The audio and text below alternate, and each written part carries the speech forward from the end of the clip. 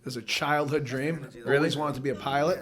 And I was finally in a place where I had the financial ability to get my private pilot license. So I said, I'm going to do it someday. I started in Buffalo, got about halfway through. The economy crashed. It was a 6-year break. I got back on my feet and I did it. I said, I'm going to fly airplanes.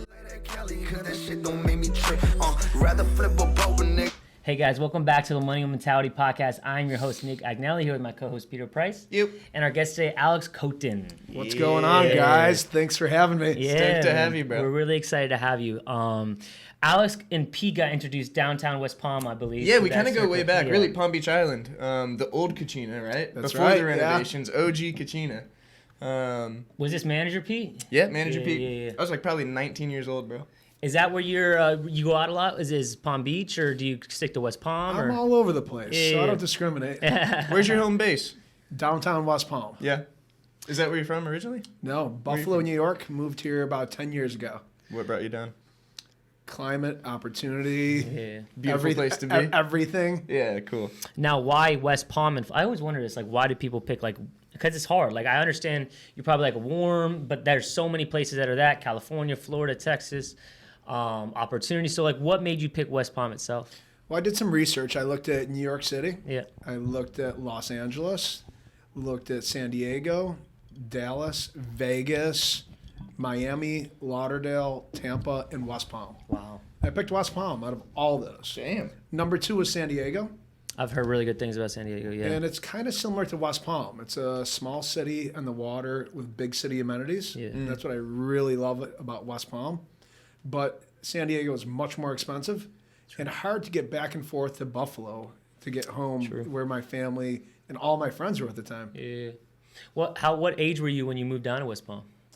Let's see, I was late 20s. Okay. How scary of a move was that? It wasn't at all. I was so ready. It was exciting. Yeah. And so with closing one chapter and opening another, what was your main goal with coming down here? So I had a business in Buffalo that really struggled through 08, 09, 2010 when the economy crashed, when we had all the mortgage defaults. Mm-hmm. So I lost everything. Okay. And it was a start over. Mm.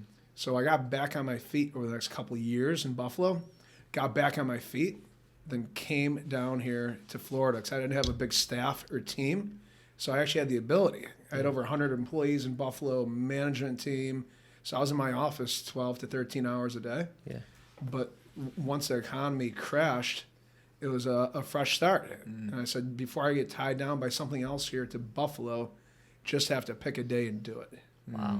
So you literally packed all your shit in a U-Haul and moved? I did. Wow. Now, what was the experience like in the transition to West Palm over the course of the first 6 months to a year? A disaster. Yeah. The people were the hardest part because people from Buffalo, where I'm from, are very trustworthy, honest, and good people. So I just assumed we had the Welcome same to thing Florida. here. And I saw how happy everybody is here. Yeah. So I'm like, everybody's trustworthy and nice here for the same reasons. Yeah. And it just wasn't the case. I met the craziest people. Yeah. And I raised some investment dollars before I came down. Mm. So I was looking for other business opportunities besides what I was doing. And just met the worst people, scammers, liars, people that were moving here to hide from problems. Mm-hmm. So it was hard, really hard for me to build the crew of friends I have now. You find I find I have a really good radar for detecting the bullshit or not at my age. But I feel for you. Like my fiance's from the Midwest, and people there are just genuine in what they say, and it's like. Yeah. It's Midwest nice, It's just it was very refreshing at first because you go out and you'd have drinks with friends of friends, and you almost felt this vibe of like, are they actually interested in what the fuck I'm saying, or is that just a fake smile because I'm so used to it back home? Right.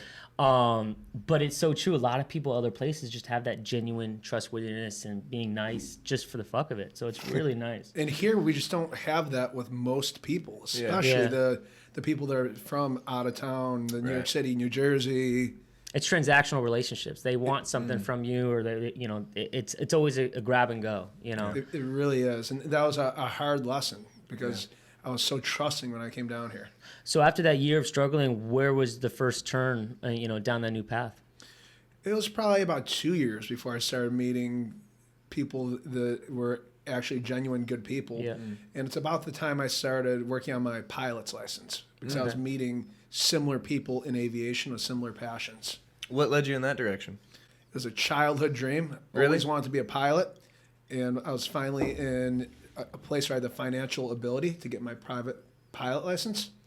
So I said, I'm going to do it someday. I started in Buffalo, got about halfway through. The economy crashed. It was a 6-year break. Wow. Got back on my feet, and I did it. I said, I'm going to fly airplanes. Yeah. Now, what are the steps, because you end up flying down the road in F-16, but what were the steps from going to fly school to doing that? There's a lot behind that one. Yeah. So my number one goal, bucket list goal ever, was to fly in a military fighter jet. Yeah. And if I could That's a even pretty top crazy that, goal. it would be with the Thunderbirds in an Yeah. F-16. So I said I'm going to do it. Yeah. And while I was working on my pilot's license, I started reaching out to the military, seeing if it's possible. Everybody says no, it's absolutely impossible. Join the military, work your way up. So I looked at joining the military too, but I was too old. Oh. Okay. And it's my only regret, actually. What's the guys. cutoff to join the military? It's 28 to be a fighter pilot. Wow. Is it specific to, like, if I wanted to be an infantry, is that a different age, or is it 28? That's a different age. But, Okay. but to be a fighter pilot, which really was what I wanted to be, Yeah. my passion. So that's crazy. We're about to be out of our Navy prime. Is Yeah. it Navy? Air Force. Air Air Force. Force. And I Right, think Navy is about the same. Yeah, that is insane. And is that off of mental attributes or physical or both? I don't or? know how they came up with it, but I'll tell you what, I'm sharper now than I was Yeah. at that age. I can fly better now. Yeah. I believe it. So you called them. They were saying no. Then where was your next step? So what happened was I moved on to my next business, which was a vodka brand. Okay. And I learned social media. I got pretty decent at it. So I started tying in my social media and building the liquor brand and my personal brand alongside. And what made you choose a vodka brand? Why did you choose that endeavor? Well, that was something that happened completely by mistake. Really? What happened is I'm a social guy, so always entertaining people at my condo. And we'd have red Solo cups like yours there. Yeah. We'd mix them up. So I said, I need a solution. I went on Amazon. I searched for cocktail markers. Yeah. There were plastic little monkeys, mermaids, and giraffes. The ones that hang on the lip of the cup Yeah. type thing. Yeah. Yeah. I bought the plastic monkeys. And when you come over my house, you'd have a blue monkey on your drink, red on yours, orange on mine. Problem solved. We would Right. not mix up our cocktails. Then we go to bars. My friends and I, we'd have monkeys hanging on our road sodas. We put them on our drinks at the bar, and people would say, "Hey, what is that? Can I have one? What's it mean?" It started organic conversation, which I liked. Yeah. I like meeting new people. Yeah. I like when shy people meet new people. Guys even picked up girls. They put a Yeah. monkey on a girl's drink, and it started a conversation. So I feel like in today's world, Dropping something in a drink. in today's world, Could be mistaken Yeah. for something else. It's just a fucking monkey. I swear. I swear it's just a monkey. So we would just keep giving these out. Yeah. Then people would send me pictures of this monkey when they go out snowboarding, Yeah. on a cruise, Right. when they're out on a four-wheeler. And I Yeah. got sick of getting pictures of these monkeys all over. So I knew Instagrams for pictures. It's a monkey. We live in paradise. Monkey in Paradise social media was born. Wow. So you started the social media before the actual company. Correct. There's no plan for a company off this. This was a social movement, being social, meeting new people, got and you. enjoying life. So people taking pictures around the world, sending it to you, and you posting them type thing. Yeah, exactly. Yeah. But it's more about people starting conversations Yeah. and having a better time while they're out. And then what made you decide you needed your own spirit? After about a year, between Facebook and Instagram, the social media accounts were at 10,000 followers Wow. with other people's content. Wow. With people having fun, smiling, doing That's a cool great point to things. make with other people's content. Yeah. You didn't even have to make original content. That's Right? amazing. People are putting stickers on their cars, and there's Wow. no point, nothing Wow. behind it except the social experience. Wow. Very cool. I was out with a couple friends at a bar. We have our monkeys out. People are taking pictures of them. Say, guys, what are we going to do? Are we going to sell these monkeys and brand them Monkey in Paradise maybe? Sell them in little 5-packs at gas stations? That's what I was thinking. That would be your first step. That's what we were thinking. Then we looked behind the bar. We said, how boring are all these liquor brands? They don't have organic advertising. they don't have a social type element to their branding. So I figured if we have our own vodka, we could just keep going with what's happening with Monkey in Paradise, being social, having a good time, enjoying life, and take this whole lifestyle brand into a liquor. Okay. Yeah.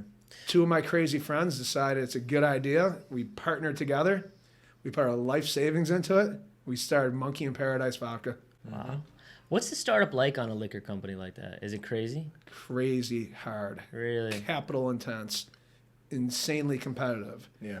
Everybody telling you can't do it, True. including your friends. And the reps probably too. Like, bro, like, I mean, there's a million vodkas out there. You know what I'm saying? You're not going to get a rep at first. So Okay. you have to find, You're repping yourself. You're doing self-distribution. I mean, this is how me and Alex first came to meet. I was managing Kachina, and he Yeah. walked in with a case of Monkey in Paradise one day. Did you take it? Yeah. Wow. Yeah. And I was doing, I love that backstory. The Yeah. backstory is amazing, you Yeah. know? I was doing deliveries out of the back of my Corvette. Yeah. wow. So you just pull up to bars, liquor stores, and say, "Hey, this is what I got." No, so you have to go in, you have to sell them first. Right. Put on a presentation. And normally that's not your first meeting. Yeah. So you have to sell them, get them to agree to place an order, do the paperwork. Then Okay. after that, deliver it after the order. So it's a really long sales cycle. Wow. I thought it would be as simple as like, yeah, give me a case. You know. Right. Once you develop the relationship, it gets to be that way. Yeah, But it's yeah. not like... Not at first. Not Yeah. at first, right. It takes time. And Peter can tell you how many people walk in and try to sell a new product. And that's the thing. Like, being on both sides of that Yeah. coin, you know, being a manager... You know, you feel like you've got a lot on your plate already as it is, and when you see someone coming in, any sale, it's like when, you know, a door-to-door salesman walks up to your house, you're Yeah. going to pretend like you're not home, you Yeah, know? A lot of the exactly. times you're like telling the hostess, like, hey, tell him I'm in a meeting, you know? Yeah. But the great thing about Alex is, you know, obviously your personality is amazing, you're very friendly and outgoing, and your brand had a meaningful story behind it, you know, Yeah. which I think separates you from a lot of that competition where it's just like, hey, this is good stuff, you know, we Taste it. It's taste it, it delicious. tastes Yeah. good, you know. You came in with a different sort of pitch, you know, where It's a it was culture. encouraging social interaction, you know, Yeah. which I could appreciate. And then we really supported the brand too. 100%. So we'd always show up with people. Yeah. We're spending, Yeah. promoting events at the venues. So it was a real partnership. Yep. Now, was Cucina the first bar you entered in? And what was it the wasn't first bar? first. It was probably the first 20. Yeah. How fast, how many no's did it take to start getting some traction? It took a lot of no's, Yeah. of course. But fortunately, the story was so good Yeah. that we were getting a lot higher than industry average, yes. Okay.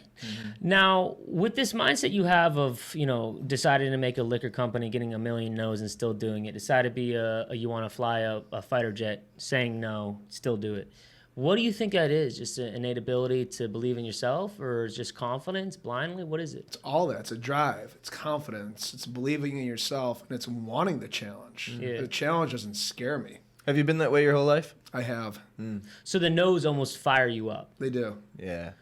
Now, what part of you is it just a thing that you were born and raised with, or do you have daily routines and habits that are in addition, you know, or help that? I was always driven Yeah. as a child, and I had a middle class upbringing, so this was all new to me. Yeah. So I never had a boat growing up, or had access to airplanes or fancy cars. So this is all brand new, but it's all something I envisioned and said I'll do whatever it takes to get to.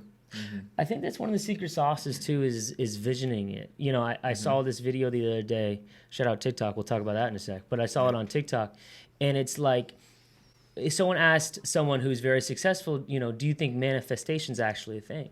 And he's like, all manifestation is a dream. And when you look at anything around us in our metaphysical world or physical world, it's all just dreams. Like this microphone. One dude was sitting on a couch in the 1800s, was like, yo, fuck, I should make something to speak into, and you could record it. And it was just a thought in his head, just a dream. And now we're standing here talking into a microphone. So you got to realize that don't discount these dreams or ideas or stuff that pops into your head that seems crazy. Because if you kill that dream there, it's never going to survive. And most of the time, you're never going to change either your world or the world around you, you know? And I know a lot of people have good ideas, but there's a really big difference between an idea and executing. Correct. And most people don't want to commit to the execution. Now, what do you think the problem with that is? What would be the diagnosis for not executing on what you're thinking? I think it's that they're not confident enough in the idea and don't think that they can fully execute. And they're not Fear of failure. They're not willing to make the massive commitment it takes. Right. Do you think fear of failure weighs more than confidence, or do you think it's the other way around? I think it depends on the individual, probably. Yeah. For you, what was it? I think I've got a good amount of confidence in myself, Yeah. you know, kind of for that same reason you were just talking about, where like if I can visualize something, or, you know, if I can work through it in my head and come up with the idea in my head, you know, and logistically make sense of it in my head, then I know there's nothing holding me back physically from doing it, you know. It's just a matter of execution, like you said. And what really gives me hope But I think there's some people that care so much about what other people think Correct. that the fear of failure cripples them, because they're so scared to say, I'm going to do this. And then if it doesn't work out for them and they have to go back to their old job, or they have to tell their friends, yeah, I tried and it didn't work, that fear of failure and what other people are going to think about them failing keeps them from ever trying. And the kicker to that too is, if you have someone judge you based off of the fear of failure, they've never really tried anything in their life. Because anyone who's tried anything crazy and achieved it, or still has gone down that progress, No, has failure respect is part for of it. Yeah, has respect for it, and know that failure and the no's are a part of it. Right. Failure isn't bad. It is not No, bad. You move on to your next thing. 100%. Or It- get better. That's it. And if you take that failure, as you were saying, and it's gas, and it's a lesson learned, I'm not going to do that again, I'm going to pitch it this way. Right. That's how you gain experience. That's how you be wise in business. I mean, even just to use an example for us, you know, the last couple of weeks we've been talking to potential sponsors about partnering up with the podcast, and our first few conversations, it was our first time ever having a conversation like this with anyone. You know, we don't know what we're doing, and our first few conversations with people like that didn't go obviously the way we wanted them to. Of you course. know? But we didn't go, fuck, dude. Yeah. Well, we're not doing it anymore. You know, shut it down. You know, We just sat together for an hour and said, how do we have to have that yeah. conversation next time? You know, we got this result from saying this, so we got to. How do we change our verbiage? What do we need to do? Where do we need to get so that next time we have that conversation, it gives us the outcome we want? What's the equation? Like, what is the algorithm for us to succeed? And it's just finding and shifting things around. Yeah. Because ultimately, it was crazy for us though, because I was born and raised around construction, and I was always in it. You were shadowing a tattoo artist for several months, so you saw that conversation go. I still have really no fucking clue how conversations go between content creators and sponsors. Like, I don't know if it's a secret book that I don't know about as far as pricing. I think it varies from creator to creator, but it was not a scared conversation, but it was one that I was so blind on. I was like, let's just throw shit at a wall and see what sticks. So it was good, but to our point, it's like, know that failure is part of the process. It sounds cliche and something you'd see in an inspirational quote, but it's going to happen, and typically the people who don't win are the ones that quit when they do fail. Right. You need to take it as a lesson, not as a sign that you're on the wrong path. Right. Absolutely. And to find sponsors, you have to keep doing what you're doing, build your audience, and keep talking to more and more people, and it will happen. Yeah. Do you think one of the highest pillars for content creation is just consistency? Consistency is so important. Yeah. I really do. Because you said in developing your brand. Yeah. Because you did it for a year and had about 10,000 combined followers. So you were consistently posting for a year. Oh, with a full time managing this, learning it, figuring it out. Yeah. Now, when you were starting that process, there was still no question, like, listen, I got 1,000 followers. I've been doing this for 6 months. You know, I don't really think about it like that, but sometimes I'm thinking, like, what is the metric to go off of? Is this slow? It's not a number thing. So my personal Instagram account, I have 35,000 followers, which is not a lot when it comes to selling ads to sponsors or anything like that. Then I have an aviation account that has almost 1 million followers. Okay. I signed a deal last week with Paramount Pictures. Wow. To promote a movie, just on my personal account. It was so much money, it shocked me, that I offered to do a collaborator post with my big account. Yeah. They said no, they didn't even want it. Wow. So, and what is it about your personal account that adds more value? It's a personality, not just pictures. Okay. So it's the engagement of the audience within the 35,000 followers.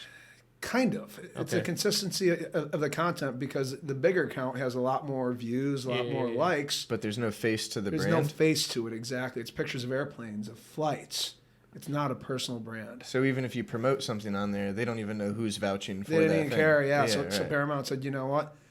Even though we're paying you X dollars, we just want your personal account. Right. with this caption, these hashtags, and only tagging Paramount. And is that something they approached you about, or you approached them? They approached me, and I thought it was fake. It seemed too good to be true. That's not the usual case, right? Somebody that big. You see if they got the blue check mark. Yeah. That's incredible. I do a lot of small to mid-size campaigns Yeah. on my personal media, but this one was just above and beyond and paying so much it didn't seem real. Wow.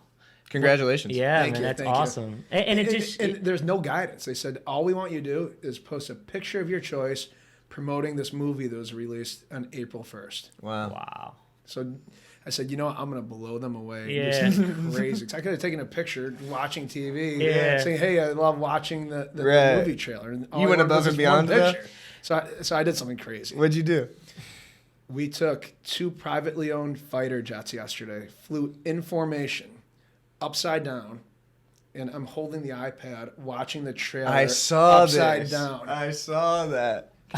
These, So- these people are opening their phone like, what We the picked the fuck? fucking guy. So I just went all in. Good, because and they're gonna probably use you again Yeah. if I they think can. it's going to really pay off. Good shit, man. Has I love that promotion posted yet? It has, yeah. I posted this morning. Did it do well? Yeah, it's doing fairly well so That's far. awesome, man. Good shit, dude. I love that.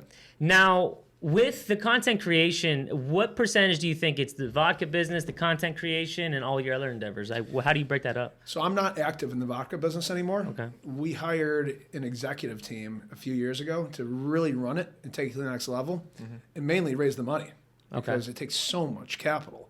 And we didn't have experience in vodka. So we brought on a team to take that over. Plus, I saw that my interests were in the content creation, social media, and other businesses. Yeah. So we launched it. We got it to where it was a successful brand regionally. We knew it was time to turn it over to a team to take it national and put it in a position to sell the company. And how's that been working so far? It's been working out fairly well. Yeah. Cool. What major bumps in the road that you didn't see coming hit you? It's hard when you hire people that weren't familiar with the brand from day one and they have different ideas when you develop it from the beginning. So I think that's the hardest part when you see changes that maybe you don't agree with. What were the biggest changes that they suggested that you realized after the fact, like it was a good suggestion, but like, you know, what was the first thing that came in and was like, ooh, we should be doing this different? So they redid our imagery and branding. So, Like the label? The label. So we redid that. Did a great job. Hired a really expensive firm to do it. Yeah. And it turned out awesome. Yeah. We didn't have the luxury. Which is the current label, right? Yeah. It does look great. We didn't have a luxury of a budget to do that. Yeah. But they pulled it off. Oh, okay. So that's maybe one of the benefits too of partnering with a bigger firm. It is, yeah. Is the The resources. connections that they make. Yeah. Yeah. For sure. Wow, that is. Isn't it crazy that there's firms that just do logos and like. Yeah. Like, what? If you knew what we paid just for the logo and the label, insane. Really? I mean, I don't think I can say it, but it's crazy. More than a car. Okay. Wow. We gotta get in the label. I business. know, dude. I got an iPad. Yeah. Now with having to take a step back and you're not micromanaging this company and they're doing your thing and growing your brand. What in your head was the next step to continue to build a culture? The culture for the brand, or The culture for the monkeys and the drinks and just kind of the whole wave behind it. Or do you continue to manage the social media end of it, or do they take over 100%? I don't. They took over 100%. Yeah. Okay. And it's lost the culture and social media part of the brand. Okay. Which is hard to see. Yeah. Was it kind of like giving your baby away? Was it like... Yeah, absolutely. Yeah. Wow. Because you did build this from 0 followers to where it's at For now. sure, yeah. And just out of curiosity, when you partner with a firm like that, are you paying like a monthly fee to them, or do you break them off equity as a partnership? Both. Wow. Yeah.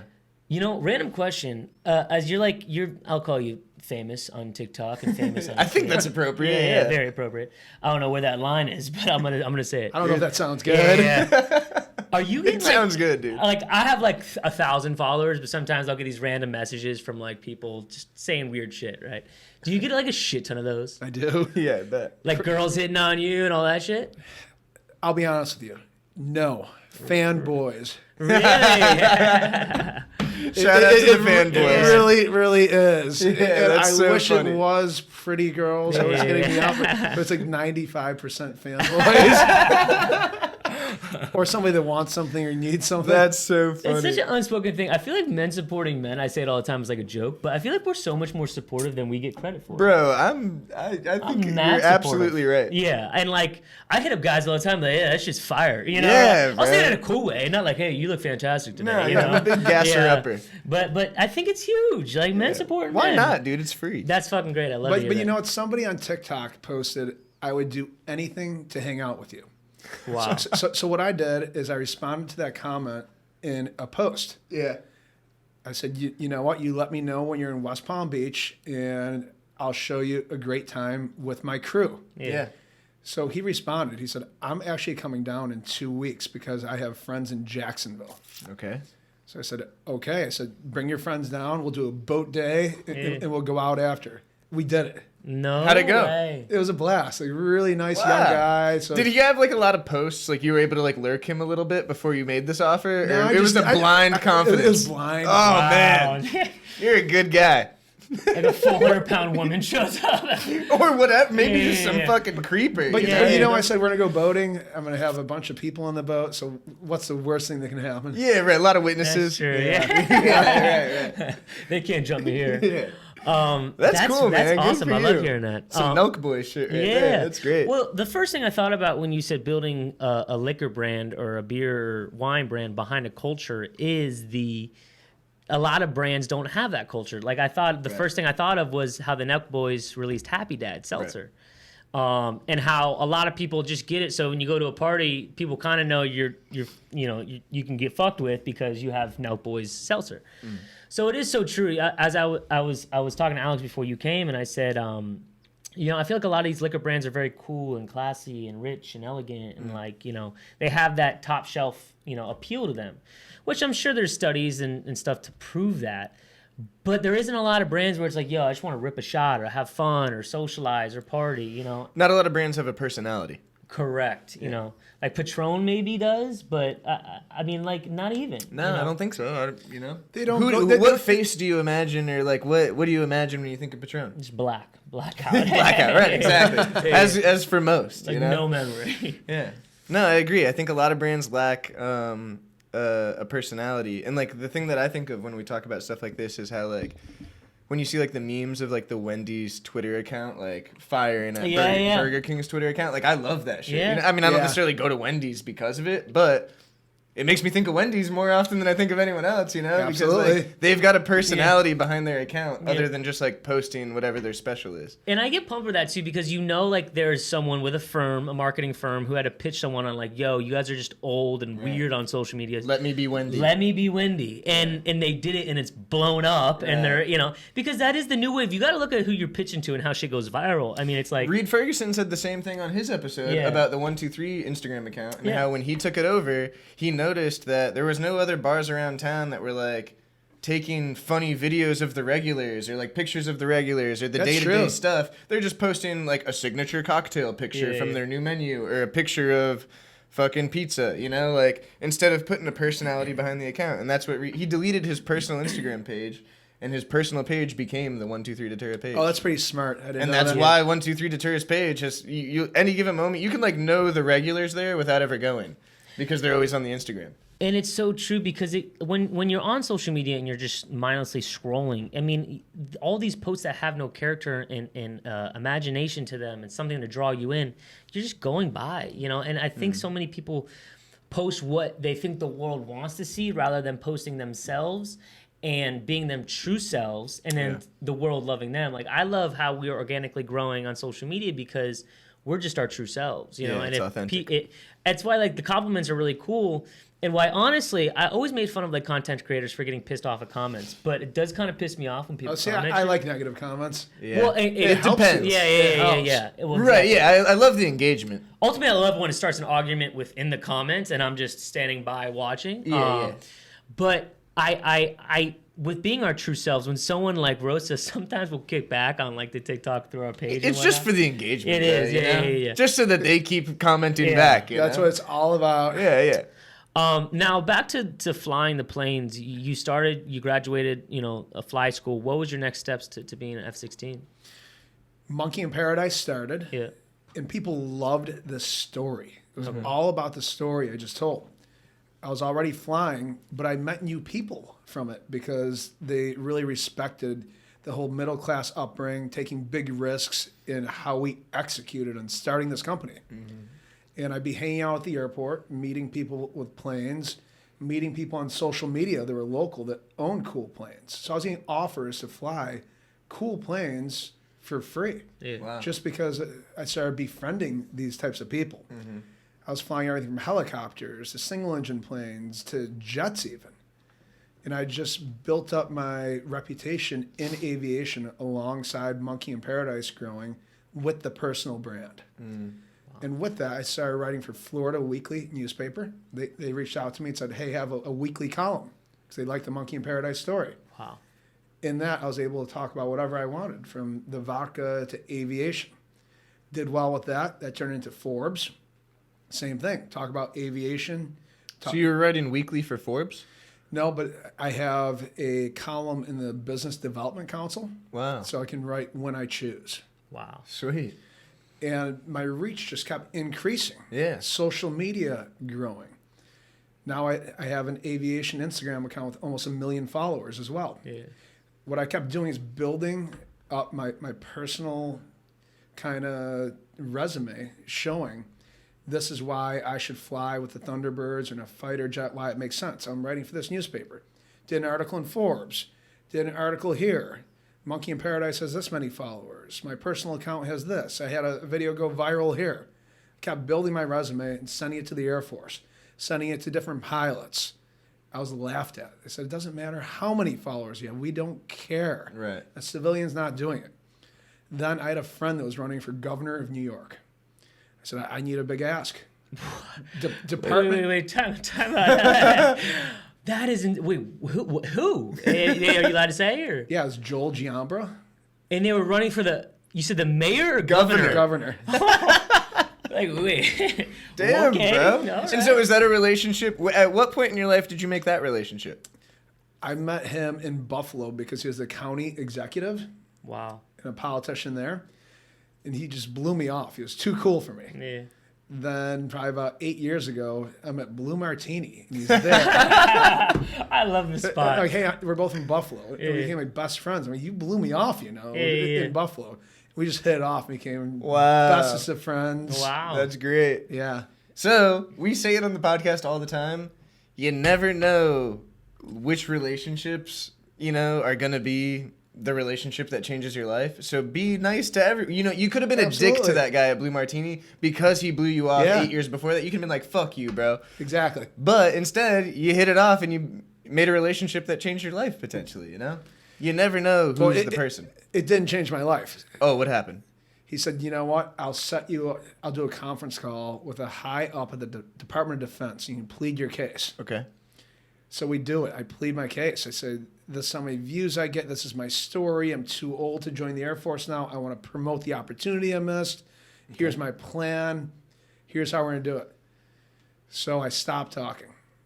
He says, Alex, this is the most ridiculous request I've ever had. Please don't waste my time or anybody else's in the government with this. It's insane. It costs the taxpayer over $100,000 for a flight like that. The liability, it's just not happening. What exactly was it that you were pitching?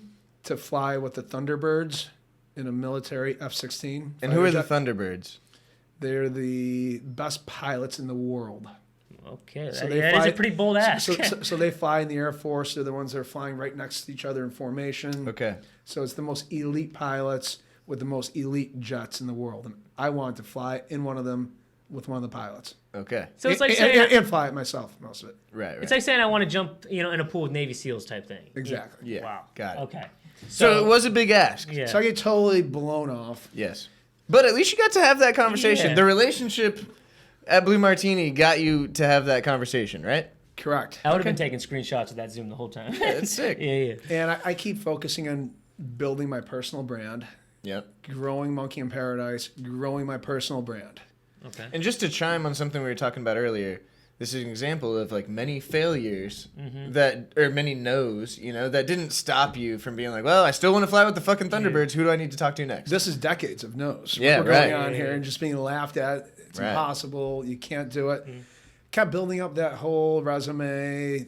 I turned it into a media package, made it really, really good. Sent it to all the air show pilots, sent it to all the Department of Defense people, just laughed at.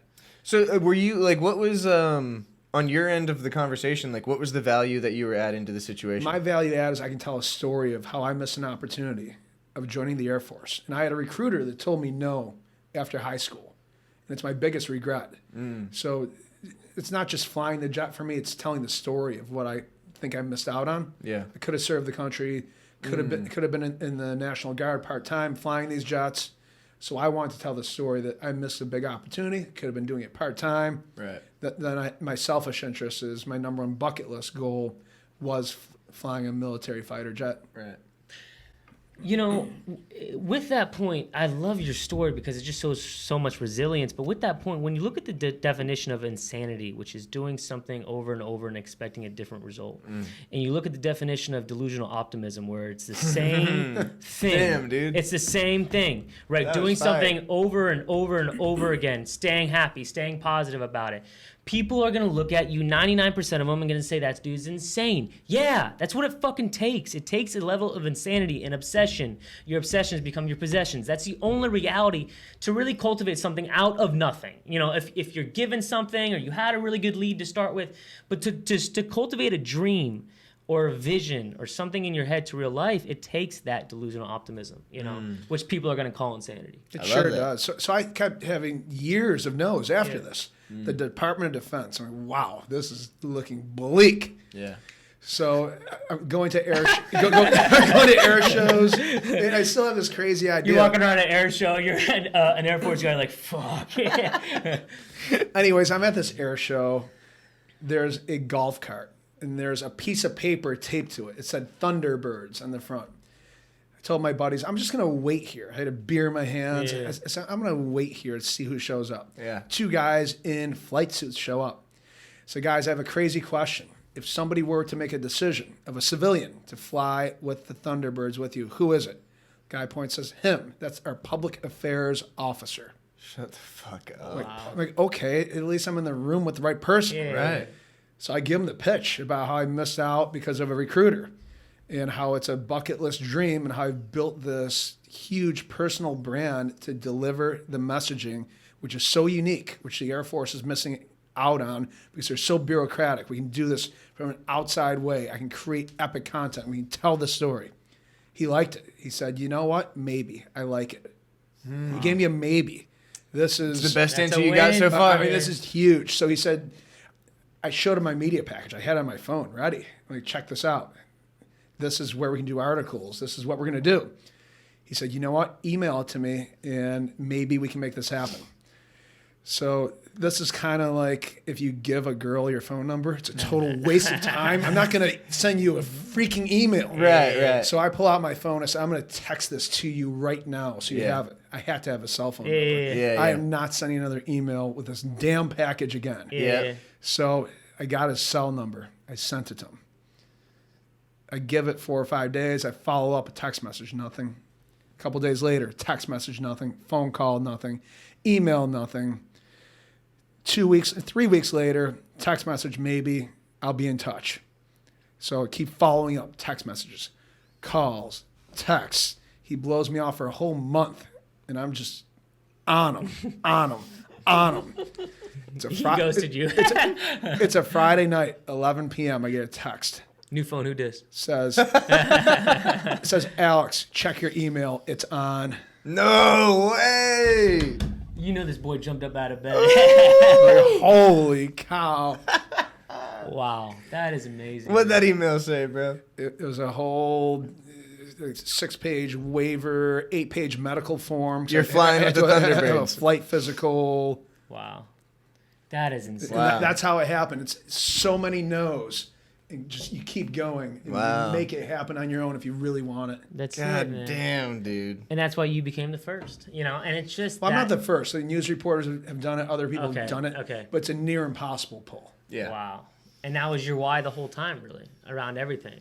Now, when you did it, did you find that this crazy bucket list or goal or the why was worth the whole progress, or do you think you loved the process more? Well, it's kind of like trying to pick up the hottest girl in the bar, where the process is a lot of times more fun than the actual result. But the result was worth it. So it's different. Because you look at like what his why was, and then you look at all the shit that got cultivated as byproducts of that, you know. And like for us, our why is building this podcast to be the biggest influential and content creating podcast that we can, locally and across the country. But all the byproducts that we've already gotten from just this, meeting people, connections, you know, and relationships, just from this podcast have been immense, you know. So you realize that on the way to your goal that these things will come about, and roll with them, you know. But that's amazing. Now, I think another important thing to take away from what you just said that like affects me personally, or at least, you know, not so much these days where like I've kind of come out of my shell, but as a younger person, I was a little bit shy, you know, and like scared to, before the restaurant business especially, where then like my whole job was being like a personality of the restaurant and just meeting everyone. But prior to that, I was like scared to just talk to a random person or pitch someone on a fucking business, especially, you know, let alone just have a conversation, but try to ask them for something and pitch them on something. It's sort of a scary thing to think about if you haven't done it a million times before, you know.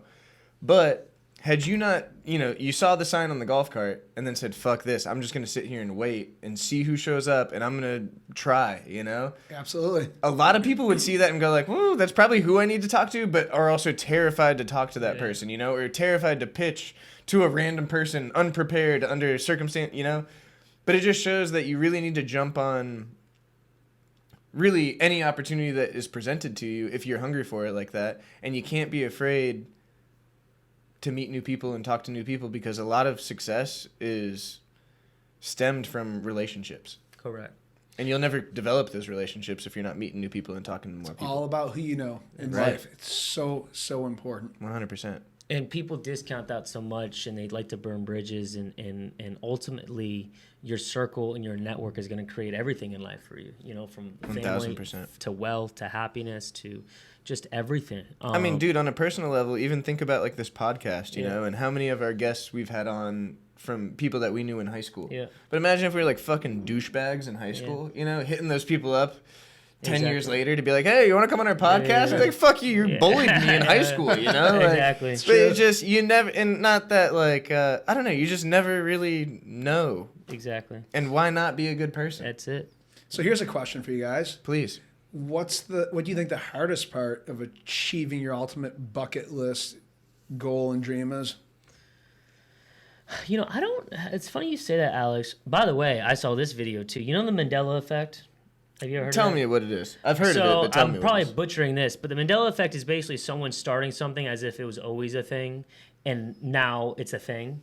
So the Mandela Effect, for instance, I heard that the movie The Bucket List was never anything before 2007 when the movie came out. The phrase, bucket having list. a bucket list wasn't a thing before the Correct. movie. Really? Correct. I didn't know that. But the didn't movie know that came either. out, and the Mandela Effect. How many times as like a little kid? I mean, probably don't remember. Someone said bucket list. Didn't happen. Yeah. But the movie came out, and it became this thing, and then a bucket list is now a thing. They created the bucket list. It's the Mandela I didn't know Effect. that. I didn't Yeah. know that either. Yeah. Now everyone says on the top of my bucket list. Well, it was because of the movie. Someone was Wow. dying, and they Really? wanted to complete things before they That's kicked the interesting. bucket. And you'll see in the movie, because it showed a clip, like in the beginning they explain what bucket list is, like Because it wasn't a common term because it yet. wasn't a common term. Interesting. Yeah. Okay, I like that. Crazy. Boom. but Mind answer the question. What do you think the hardest thing about achieving a bucket list goal is? The top. is I think that it depends if it's like a personal bucket list thing, like I want to do it's not monetarily or have kids or be a good father, like just an experience. I would have to say having the time to allocate to that crazy experience. Like for instance, you were okay spending hundreds and hundreds and hundreds of hours to do this thing before you die. Where a lot of people, like for me, I maybe be on a crazy yacht somewhere, but like I don't know if I would allocate hundreds and hundreds and hundreds of hours to that. So I think a lot of people, they have this crazy like experience they want to do, but they're like, is it even worth it? You know, is it worth my effort and time? Makes sense. Well, this is when money can't buy. Because Yeah. if money could have bought this, I would never allocate the time Right. to something that has worse than lottery odds. I would have Yeah. allocated it to working and earning the money Correct. to have it. Yeah. I think like maybe to put it in a short answer is like the discipline or Yeah. like the persistence, you know, because as we talked about this whole episode so far, like no's and failure are going to be a part of the journey the entire time until you ultimately reach the goal, you know? But that's even something for like careers and relationships. Not even like that is very evident what you're building. But Or for a even in his bucket- example. But for a bucket list, bro, that's like you're not seeing. You're gonna see the payoff one time. So okay, let's Yeah, there's no let's put it in money a or real anything. let's It's put a it in a personal real life satisfaction example. thing. What's at the top of your bucket list? I would say like Mars. That's a good one. That's at the top of your bucket list, going to Mars. I mean, it'd be pretty kind of dope. I'd be dope. That'd be dope. I don't know if I'd go. Like the first trip. But, so it's not at the top of your bucket for list. instance- No, you'd be like, For hell yeah, you'd be fighting for it. Yeah, it's not at the top For of your instance, bucket like list. I'm coming over in like 1804. Like I'm waiting until people get over there safe. I get And what you're saying. chilling. You know, maybe I got a distant cousin there, and then I'm going. I'm not on the It Mayweather. sounds like it's at the bottom of your bucket list. I'm not- then. You're waiting until everyone else is That's there. not in your lifetime, my Yeah. friend. So Okay, what is at the top of your bucket list? Probably a Blumpkin. Wow. You're telling me that's not I? Money can buy that. Yeah, you're right. I've tried. So good, bro.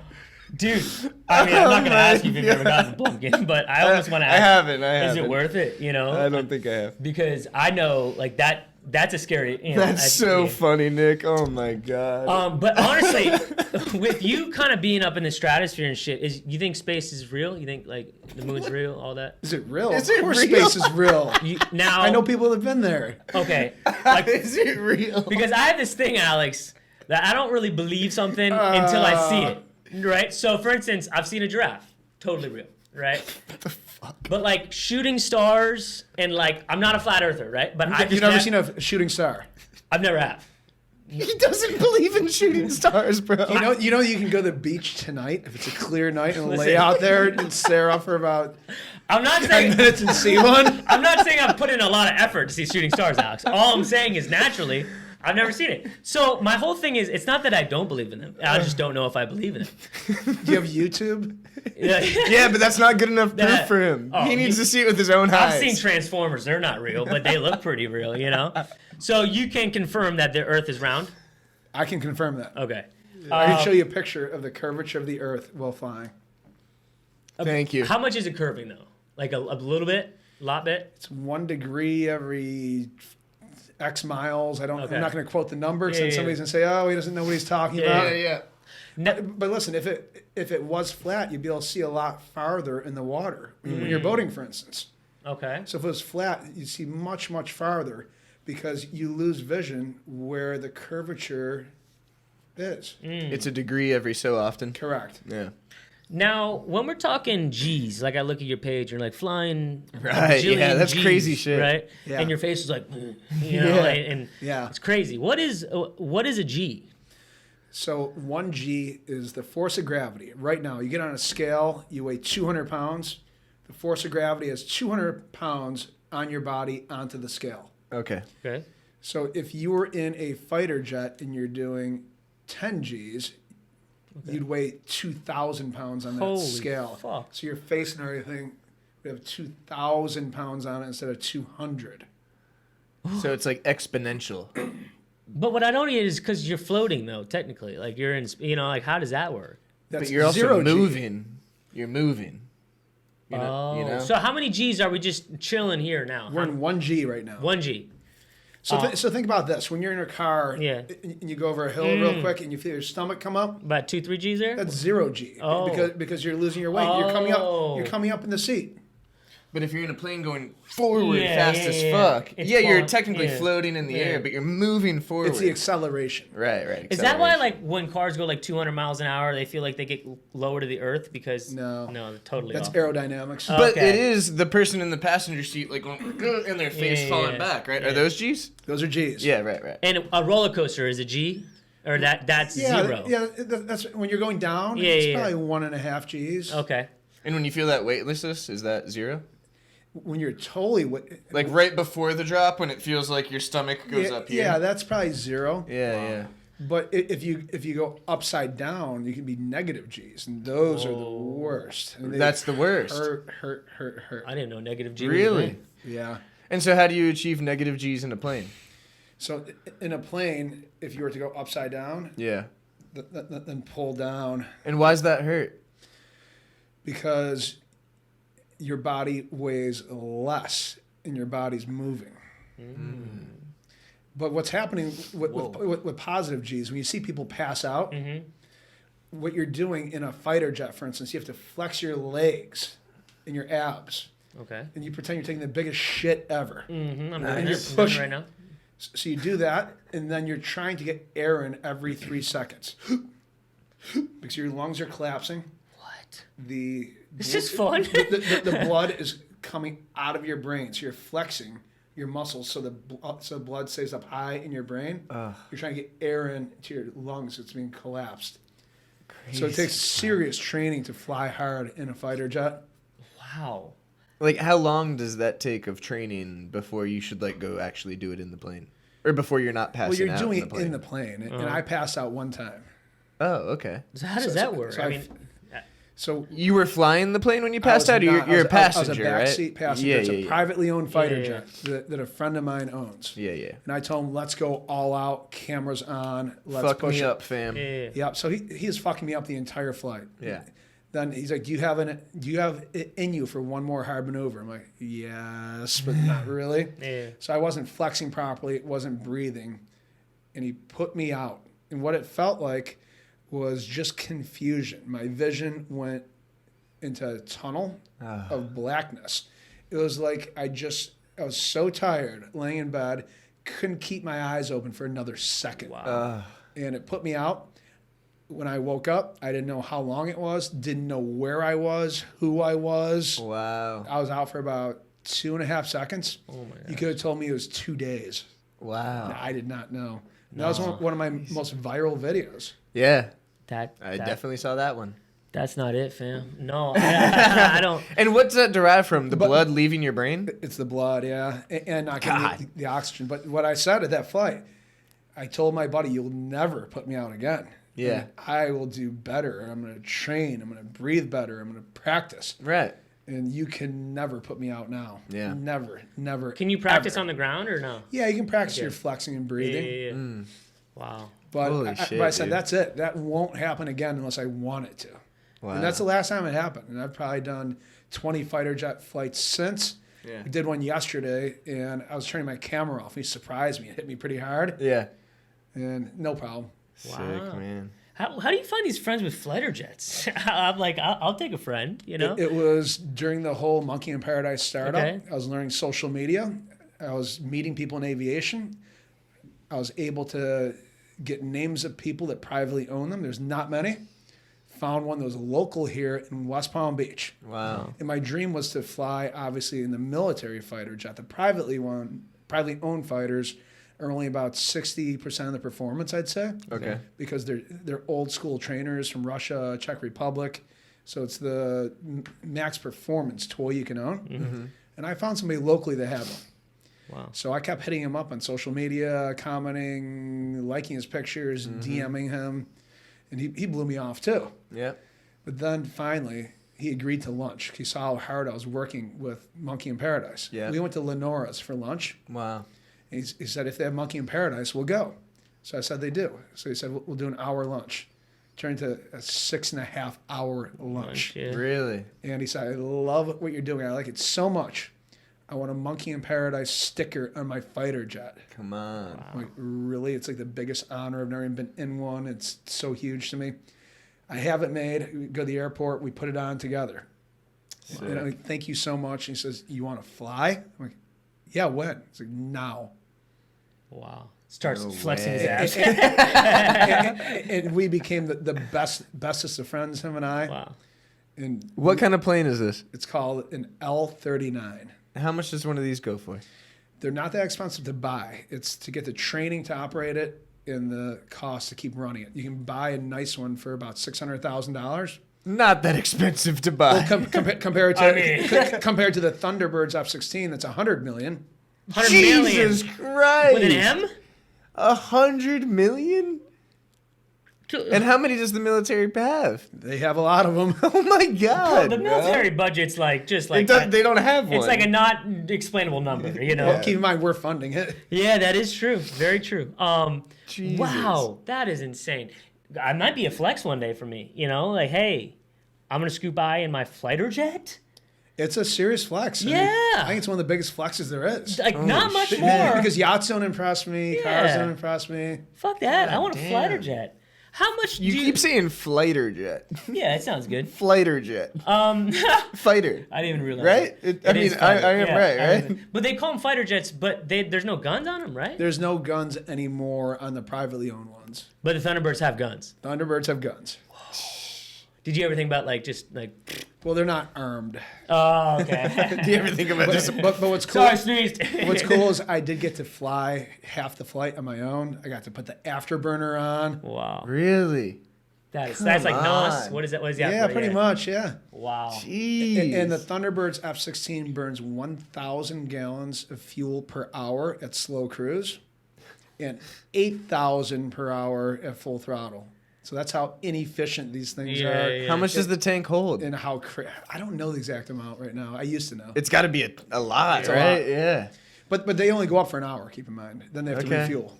Wow. Jeez, bro. It's like Elon's next thing is a battery charged fighter jet.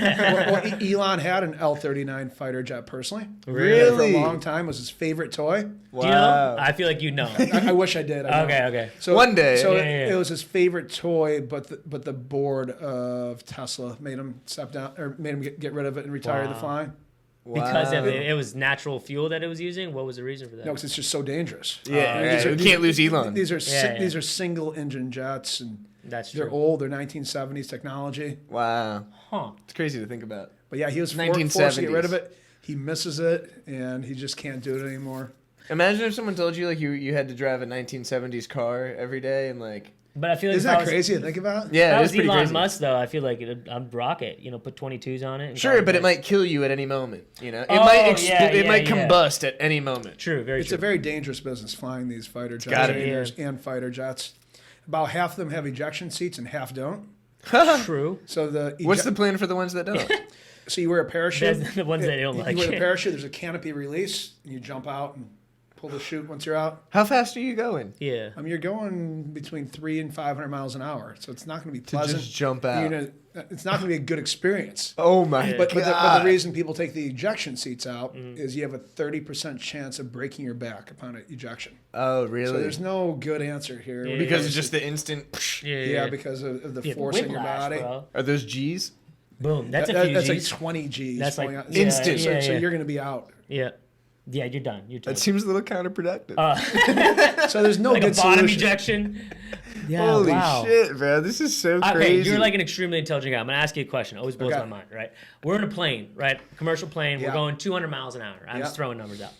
I'm on the back of the plane. Pete's 60 feet ahead of me, and I throw a 90 mile an hour pitch. Yep, How fast is that ball going? 90 miles an hour. inside the plane. Inside the plane. Yeah, I think it's like a vacuum in the plane, right? I mean, Yeah. yeah.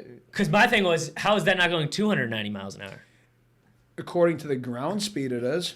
So if you're using the ground as reference, But if you're using a radar gun, Yeah, it's going to be it's 90. just going to be 90. but my thing is, but you add them together. You know, like you gotta think No. outside But the why? square. Absolutely not. Yeah. That's Einstein's theory of relativity. Who is he? It's a whole theory that speeds are absolutely relative. According to what? What is your frame of reference? Right. So the ground speed would be like a base of 0. But if our base speed is the plane speed that Okay. you're starting from. Okay. Wow. Correct. So right now, the Earth is spinning at some crazy fast number. So when you're walking around the block, you don't add the number of the Earth's rotation. How fast you're walking. You're still that was walking 3 nice. miles an hour. Well said, I Alex. knew he was gonna kill me Well with this one. said. I said, You're the only one who's ever beat the question, Alex. Good job, bro. That was good. And he's bringing up Einstein. I can't argue with that. He's got me. Is that like Murphy's Law? Let me get back to you on that one. I had another kicker for that. That was good, bro. You nailed it. He's a genius. Now that you kicked that bucket list, do you have any more, or is it just kind of game over after that one? So I asked you the question, what's the hardest part? Achieving it. It was what is next. It was dissatisfaction after, honestly, after it was done. It's like, okay, now what? Right. That was the biggest, most impossible, hardest thing. Mm-hmm. So that was a struggle for a while. Yeah. So are you on a space? What's bigger than that? Yeah, I mean, it'd be so boring once you get there. Okay, true. The ride up. I've already done the centrifuge simulation. Will you float? In the thing that spins around, so it simulates going to space. Yeah. So I've already done the G's, seen the flight profile. Is that what that simulation's for? Preparing you for the G's of getting there? The centrifuge, yeah. Yeah.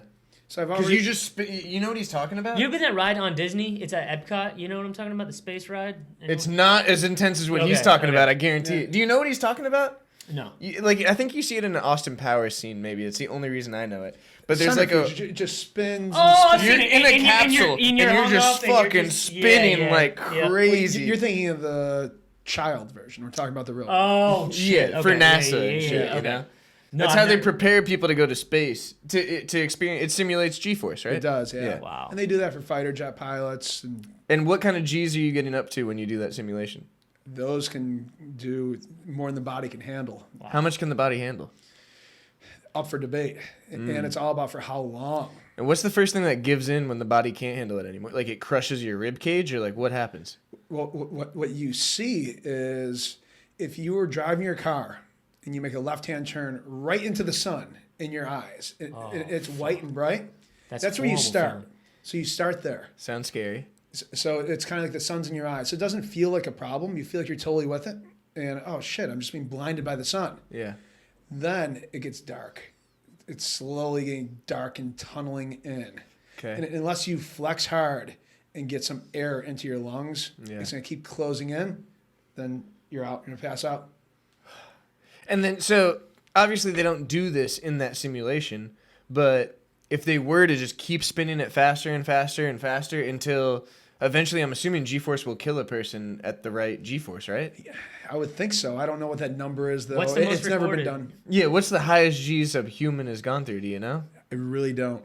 But I can tell you that an F-16 fighter jet is one of the highest performing aircraft in the world, and that can do between 9.5 and 10 Gs. Oh, my God. So And the flight computer limits it at 9. Sometimes you can get 9.1, 9.2. Holy shit.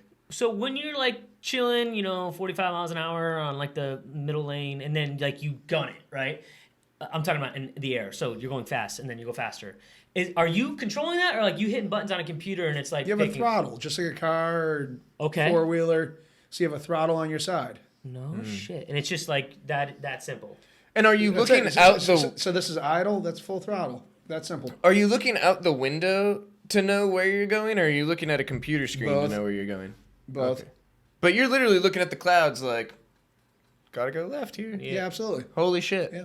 It's kind of crazy. And then I have a throttle analogy that I use for my life. What's so that? obviously this is idle back here. Yeah. This is full throttle up here. So you can live your life in two ways.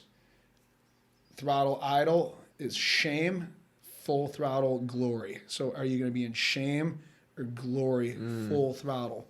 So that's my attitude with everything. I want to be in glory mode, not shame at idle. It shows, bro. Throttle. Yeah. I like that. It shows. Pete and I are both reading. I'm reading it for the third time now, but How to Win Friends and Influence People, Dale Carnegie. Mm-hmm. It's one of my favorite books of all time. But in that book, he explains how to win friends and influence people. And I feel like I don't know if you've ever read that book, but I have not. But you're a master at it organically. What would you say is the biggest thing to winning friends and influencing people? To being a good person, being genuine, following up with your actions. Yeah. Everybody talks, but who actually comes through? Yeah. So to actually follow through with everything you say. There's nobody that can tell me, oh, you said you're going to do this, but didn't. Yeah. Oh, you said you're going to be here at this time, and you were late even. I think being late is a lie. Yeah. So it's a personality thing that I think it's who we are. You have it or you don't, and if you don't, it'd probably be pretty hard to get there. Not saying it's impossible. Yeah. Sure. And I feel like you're definitely the guy, like we have a crazy discussion at a bar and like I go home, I'm thinking about it. The next morning I'm kind of thinking about it, but you'll text me about it. Like you follow up on that shit, you know? I respond to every single person that sends me a meaningful message on any social media, 100%. I don't respond to a hey, a hi. Anybody that wants advice or something meaningful, I respond every single time. That's amazing. And I spend a lot of my time doing that. Yeah. Now, must. on a personal level, are you single in a relationship? Are you looking for family? What is your goals with that? I'm single, really good at being single. Yeah. Not a family guy. Okay. So I'm a cat guy. Okay. I have an exotic cat called a Savannah cat. Whoa. So it's a African serval leopard bred with a house cat. True. So it has the spots of a leopard, Okay. intelligence of a dog, Okay. and if you travel, you can leave the cat alone. It's very self-sufficient. What'd you say it's called? A Savannah cat. How big we talking? We're talking the size of a normal house cat, Okay. but the look of a leopard with spots That's and the sick. intelligence. Of a dog. So you'll walk in and call them by the name, and they're like, No, it's so very free-willed. Okay. So not like friendly like a dog, but the intelligence of a dog. Wow. Does Still tricks? uses a litter box? Still uses a litter box, yeah. Does tricks and stuff? Nope. Okay. Extremely self-willed, what he wants, when he wants. That's a Interesting. boss bitch. Holy shit. So eventually the closest I'm interested into kids is a cheetah. Okay. You're very. Is this a very expensive I cat like that we're this. talking about? The Savannah cats are very expensive. Yeah. Okay. Yeah, it sounds like they might be. So, do you think just your life, obviously your missions and your goals are amazing, and you've achieved almost every single one you've ever sought after. When seeing a family or seeing a relationship or a partner, do you feel like that's a tying you down or bringing you away from that? I mean, how do you view that? I think it's two different lifestyles in what you want. And I respect both for sure. And I really respect people that are honest about what they want. Yeah. So I see a lot of people that want the family but still want the single life. And that I don't respect so much. Yeah. But I respect honesty. Yeah. And you don't see a lot of that. So I think guys get a bad reputation for that. Girls get a bad reputation for that. 100%. And I think no matter what you do, if you're honest. Like I've never had a girlfriend, a lady friend that could ever say I lied, wronged them, because it's always upfront.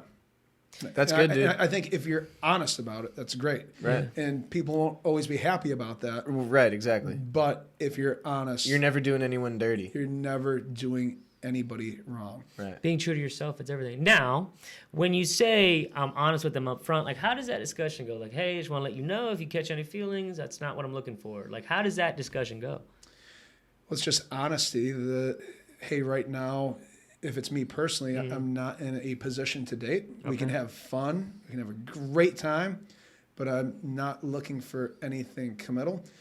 I am career oriented, so it would not be fair for me to be exclusive to you. That was very, like, you suave. He's got drip to it. And then the girl's like, I'll get you in touch with my Yeah. HR director. And that probably makes them want you more. See, No, right, exactly. It's the way to do It's it. the reverse psychology. But also, I mean, like, the point you were saying, it's authentic. You know? Yeah, it is, There's yeah. nothing bad you can say about it because Yeah. it's just genuine. It's real. And it's So- honest. And if you don't like it, then okay, we stop wasting each other's time. Yeah. And Exactly. could that change someday? Sure. Probably not, but maybe. I mean, maybe. Good. And the reality is a large percentage of males that go out, I feel like, in my opinion, feel that way, but just don't express it, you know, like Right. maybe 10% express it. Absolutely. Yeah. And I don't like that. No, exactly. They express this, you know, let's be together, baby. And And I also think it's what, you know, this is a wild accusation, but I also think that sort of behavior for a long time might be the reason why girls are as savage as they are today. Yeah. Because they're used to being done dirty, you know, yeah. and Oh, I misled agree, or their yeah. time wasted. And now they're just like, Absolutely. fuck it, I'm going to play the same game. Yeah. Absolutely. So it's just getting worse. It's a cycle. It's getting Now, worse no and one worse, can I think. commit. No, I don't want to say no one, but it's a small majority of people that are even looking for relationships or looking for a serious commitment. Everyone's just kind of wanting to play. But no one will It's say it. true. But no one will say it. Right, Sure. no one wants to say Yeah, it. so the only way I'd consider settling down in a serious relationship would be if 1 + 1, me and her, Yeah. equals 3. If everything's better. Yeah. Right. I mean, no real compromising, just improvement. And a relationship's about compromise. So that's a near impossible formula. Sure. What do you think that girl needs to be for that to happen? I don't know. I've never met her or heard about her. In your mind, though, is it like in your mind, is it like she needs to be a pilot and like want to go to the? No, absolutely not, because I think that would conflict. It would conflict, you right? have two alphas. Right. You would need her to almost be like self-sustainable. And I'm big on traditional roles as well. So alpha male, and then you need a caring female. Yeah. And most guys can't say that either because they're politically correct. And girls want to be more independent now, which is great, but then you need more of a beta guy to make it work. Or in the long run, how can that possibly work if you're both have the exact same positions? Right. Yeah. So you bring up an interesting point. I'm glad you said alpha and beta because it's something we've talked about a couple of times, and it's an interesting topic. Like, do you think that everyone, either male or female, identifies as either an alpha or a beta, or do you think that line has kind of been grayed over the years? I think people are scared to say it. I think they're weak. I think that it is something we are. Yeah. It's either you're A or B, alpha, beta. There's nothing wrong with either. Sure. I mean, they're both great. Time and a place. So I think that men need to toughen up. Are there certain what are the characteristics of an alpha man, or more importantly, what are the characteristics of like a beta man? So a beta male is the opposite of, say, a pilot female. A beta male is more sensitive and emotionally driven. An alpha male is more logically driven. So it's two mindsets, emotion versus logic, which I think are the primary differentiators. Nice, well said. And pilots have to be alpha because it's all about decisions that are based on objective fact, stuff, based on trusting instruments, on trusting the surroundings, and not how they feel. Right. A lot of times you can't tell if you're upside down based on how you feel. If there's an emergency, how you feel doesn't matter. You have lives at stake. So it's not about not being in touch with your emotions. It's about making decisions based off of emotions. Correct. That's the difference. Yes. Because I'll say it, I consider myself an alpha male just because of my personality. Sure. And that doesn't mean I don't have empathy or emotions or all that stuff. Right. And you don't have to be 100% one way. It's like politics. Nobody is fully left or right if you think about it. That's a good way to put it. So it's not like it's a 100%. You don't have any beta characteristics. Exactly, yeah. But I'm very much a realist. I'm very much like, what's the end goal here? I'm very much a logical thinker. Yes, that's very alpha. Yeah. That was very well. Your you nailed it, dude. That was good. Yeah, that was great. That was good. Wow, so that's crazy. So I agree. I think you should be very open if you want marriage. I know a lot of people who are married or have kids who probably shouldn't be married or probably shouldn't have kids. They feel like this societal pressure. But I'd love that thing of like, I want to be single just because I love being single, and you see it less and less. But there's also a shit ton more divorces. So I think there's a reason for that. People and that number just keeps going up and up. What do you attribute that to? Social media. Yep. Opportunity. Yeah. Because if you think about it, you used to live in a town. You knew people in that town. You had maybe relatives somewhere else. You'd visit them once a year. Yeah. Now you're on social media. You get in a fight with your significant other. She goes on social media, says she's sad. Yeah. There's 15 guys sending her messages, comments, oh, how can I help you? I'm there for you. Every beta male's feeling bad. They're trying to sneak in. So they're trying to sneak in on the misfortunes. Yep. And then it's instant gratification when there's a fight for the female. And the fight goes on instead of compromising. Oh, I'm getting positive attention from here. And it has destroyed relationships. Yeah. That's well said. Because there's so many possibilities. There is just so much positive attention, even when maybe there should not be. Yeah, man. Instead of reflection, it's what's next. People just aren't working on fixing things. Fixing themselves. On to the next best thing. Exactly. Sure. Yeah, instead of fixing themselves, they'll go to where the attention is coming from. And that's the real problem. And I'm the victim, and I got done wrong. And I'm like, no, you're just a bitch, and I can get gratification over here. Correct. When I'm getting it right now, the same night I got into the fight, and I'm the one that caused it. Yeah. Right. And they wonder why they're so empty because they're not getting anything real, Like the relationship's fake, these followers are fake, these messages are fake. Where's your reality coming from? What do you guys think about the whole OnlyFans thing? I think that I'll say this too. I guess I'm going to start getting more I've been very politically correct this whole podcast. I think the more I get open and feel like I could have discussions, I will. I think OnlyFans is going to have ripples that go generations, not in a good way. I think that these very attractive females and males and people are going out there and they're getting the quick bag. Shit, man, 10K a month, 15, sometimes 100K a month. But I'm a very traditional male, you know, and if I had a mom who social media is only going to get worse. If I had a mom who I knew was her tits were on OnlyFans, or she was sucking dick on OnlyFans, or my dad's cock was on OnlyFans, I'm getting bullied for that probably. I'm getting shamed. I don't have any confidence. They're empowering this movement of OnlyFans, independence, sexiness, own your body, all this stuff. But ultimately, I would never date a girl or have dated a girl or whatever that would represent herself in that manner. I would never respect a girl that did that, let alone date or spend time with. So even as a friend, like if you had a friend that started OnlyFans, would you voice your opinion on that, or is it only in a romantic? Okay. Because it's just such a cheapening of yourself, killing your personal brand. Yeah. And instead of doing things the right way, it's a shortcut. And there's an end date too. So what are you going to do after that? That's so true, So you're killing your potential to meet the right people, to be respected, to ever have a career, or ever have real success. So it's just an easy way out. Correct. And really temporarily a moral compromise. Correct. And then, but here's what happens: you're going to college, or you're grinding on that path that you're going to one day be successful at, and one of your girlfriends calls you up and says, "I just made $15K this month."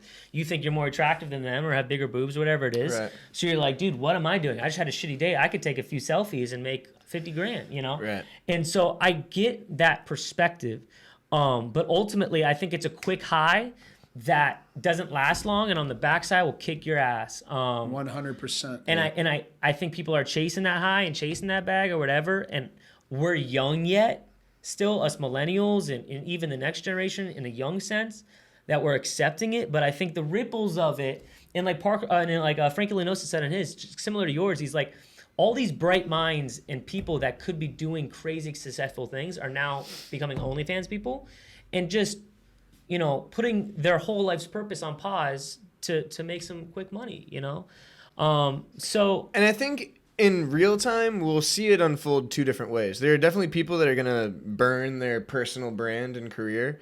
And there's also probably people that will make that quick $250,000 and then put it into something that makes them extremely wealthy for the rest of their life. Yeah. Very low percentages. Yeah, maybe. I mean, a ton of people made a ton of money for sure. True. And you can't think 90% of those people just fucked it all off, Some people must have made good choices with their money. Will it never... They can't ever undo the stuff that they put out on the internet, for sure.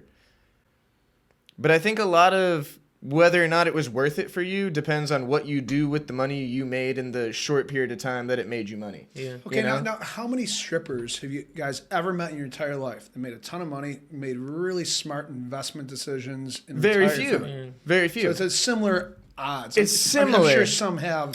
I think but the big I find difference... they get caught up in the easy money and they don't do Absolutely. But the ones that realize, like you said, it's a temporary thing, there's got to be some that make that connection, and go, this app will not be here forever, especially with the scare like a year ago where they said they were taking all explicit content off. Some of them must have got wise and be like, I'm going to get involved in this Bitcoin shit or this NFT shit, Whether or not you agree that that's a smart investment is not the point right now, but some of them, I hope, wised up with their money, guy or girl, and started repurposing it so that their only dependency wasn't OnlyFans. Correct. So I'm sure there's plenty of examples of people that their life was positively benefited from OnlyFans, even if it was a moral thing that they had to sacrifice in the moment, And will they regret that in 10 years when they have a child and that child potentially gets to see them naked on the internet? Probably, yeah.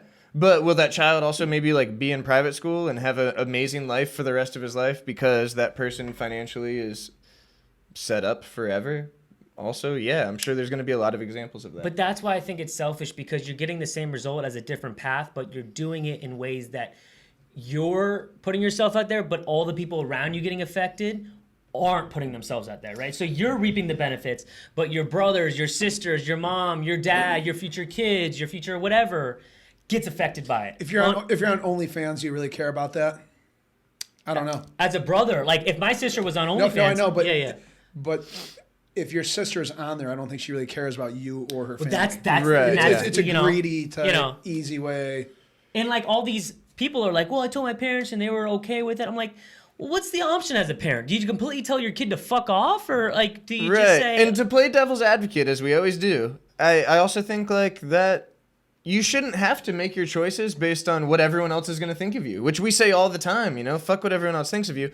And yeah, obviously like porn is another level of that, where it's like morally questionable.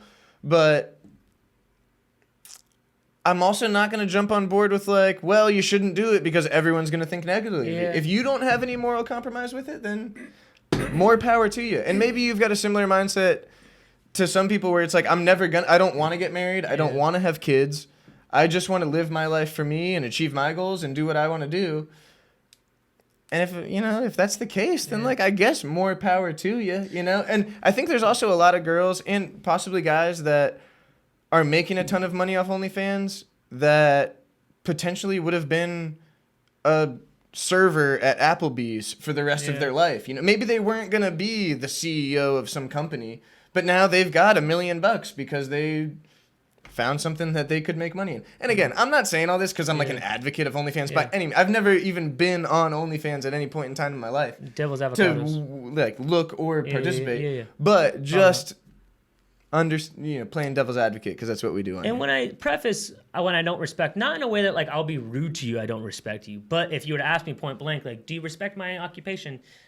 I would probably say no, but I'm not gonna. And I agree with that. I'm not gonna go out of my way to be a dick or like to a person and just give my opinion that way. Listen, if you want to do that and you're happy with it, who the fuck am I? Right. But if you were to ask me my opinion on it, that's what it would be. There's also people out there that make a living scamming people, Correct. And Correct. like that's the person I'm gonna go fuck you, Exactly. That's the double down. If there's people out there that want to buy naked pictures of people and there's girls out there that want to sell naked pictures of them, then whatever. There's a market for it, All right, Alex. Last question for you. Okay.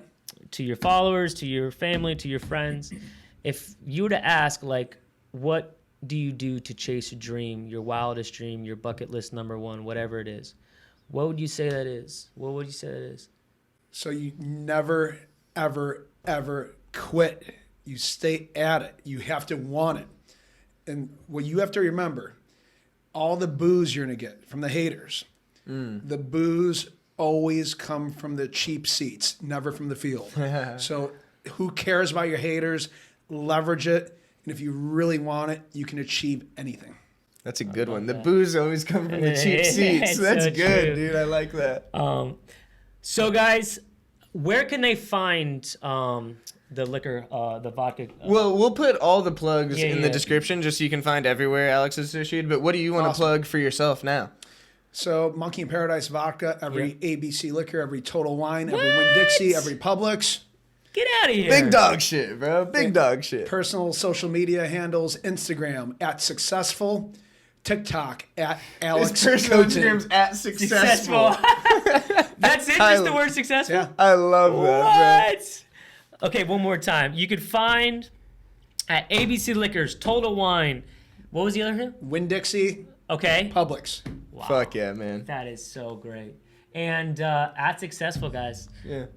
Anything else? What else you got? I think that's all I got. Yeah. Aviation page? Unless you, more plugs @Aviation Daily. Beautiful. Everything will be in the description so you can just click on it. You are Elon Musk Jr., I swear, bro. You are. That was That's amazing. a hell of a compliment, guys. I love it. I don't feel know about that. You're reading my mind. But guys, that was Alex for this week. It's incredible. A lot of knowledge, a lot of purpose. Reach out to him. I guarantee he's going to respond. And tell him what you think. Ask him for advice. And he probably knows a lot of people too. So I have a feeling we're going to need to bring you on back here. again. We'll do it again. I have a lot more to discuss here. Beautiful. Guys, that is Alex for this week. We'll see you guys next week. Peace. Peace. See you guys.